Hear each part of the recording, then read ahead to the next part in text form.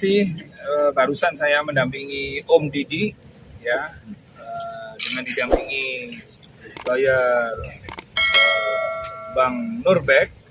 Nah, monggo Bang Nurbek, karena yang di dalam tadi setelah kami mengantarkan masuk untuk konseling, untuk dilakukan pemeriksaan juga. Nah, hasilnya seperti apa dari dalam? Silakan Bang Nurbek untuk menyampaikan ke teman-teman media. Silakan. Ya, tadi saya sudah menghadap ke Lantas untuk melaporkan terkait kecelakaan yang terjadi kepada Mas Didi dan driver Grab. Namun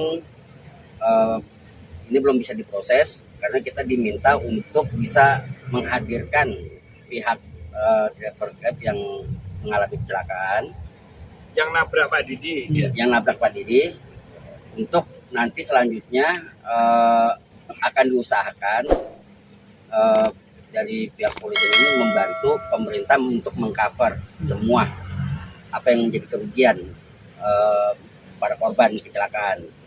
Apabila nanti untuk selanjutnya setelah ini diurus, barulah kita bisa memberikan laporan-laporan yang lain, termasuk kita memanggil pihak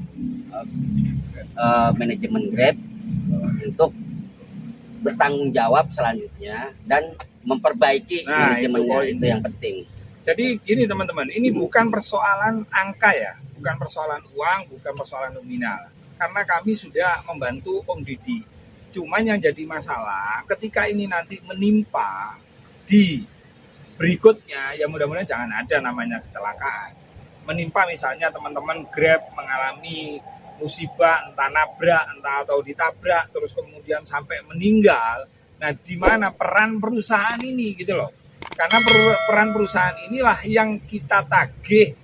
Karena perusahaan ini perusahaan besar, nggak boleh urusan kecelakaan hanya dibiarkan semata kepada pengguna jasa, baik itu sopirnya, driver online-nya, maupun lawannya, orang lain. Nah, Om Didi ini kan orang lain, tiba-tiba diam ditabrak, lalu kemudian bagaimana tanggung jawab perusahaan ini kepada anggotanya maupun kepada yang ditabraknya, seperti itu. Jadi ini dalam rangka jangka panjang, karena tidak menutup kemungkinan itu akan menimpa teman-teman media atau masyarakat lainnya atau sopir Grab-nya. Jadi kita mengedukasi semua bahwa perusahaan besar tidak boleh tutup mata, jangan hanya diperas tenaganya, uangnya diambil, terus keuntungan dinikmati semata, tapi ketika mengalami, karena ini berkaitan yang ada di jalanan. Yang namanya orang itu ada di jalanan, pasti resikonya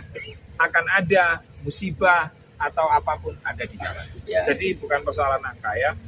Jadi saya meminta kepada korban driver Grab yang mengalami kecelakaan maupun koordinator Grab di wilayah Lebak Bulus maupun di Pondok Pinang maupun satgas dari manajemen Grab untuk segera menghubungi saya sebagai lawyer pendamping Pak Didi untuk sama-sama kita menghadap ke Polres Jakarta Selatan. Dan ini tujuan kita baik dan dari pihak kepolisian juga baik karena ingin membantu, bukannya untuk mempersulit. Catat ya, bukan untuk mempersulit, tapi untuk memudahkan dan membantu gitu masyarakat, baik itu Pak Didi maupun driver Grab yang mengalami kecelakaan ini agar bisa cepat tercover. Bang, mengulang sedikit Bang, ya. Hasil dari aduannya tadi gimana? Ya, aduannya yaitu kita melaporkan ini untuk menuntut kepada pihak perusahaan Grab mau bertanggung jawab sekaligus tanggap darurat gitu kepada korban kecelakaan gitu. Nah, tapi dari pihak kepolisian juga tidak bisa untuk kita langsung membuat PK laporan. Ya, LP. Kita tidak bisa membuat LP karena prosesnya itu kita harus datang bersama-sama dengan pihak korban. Karena ini kan kecelakaan ganda, bukan kecelakaan tunggal. Artinya mengutamakan mediasi dulu ya? Mediasi dulu. Oke. Nah jadi begini, ini cekak cingkrangnya begini loh. Tadi tak sampaikan nih. Mungkin manajemen BET kan juga belum tahu nih permasalahannya. Tapi kemarin kan sudah menyampaikan. Ternyata dari pihak Grab itu, oh perusahaan ini seperti ini cara penanganinya.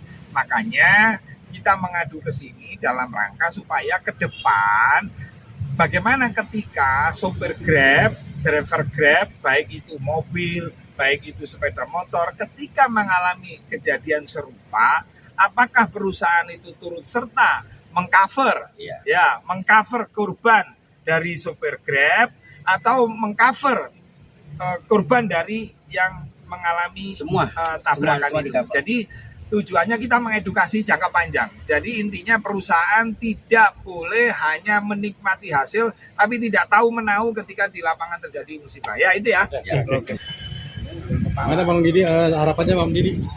Ya, sebenarnya sih harapan saya itu adalah bagaimana Grab, perusahaan sebesar itu, bisa pedulilah dengan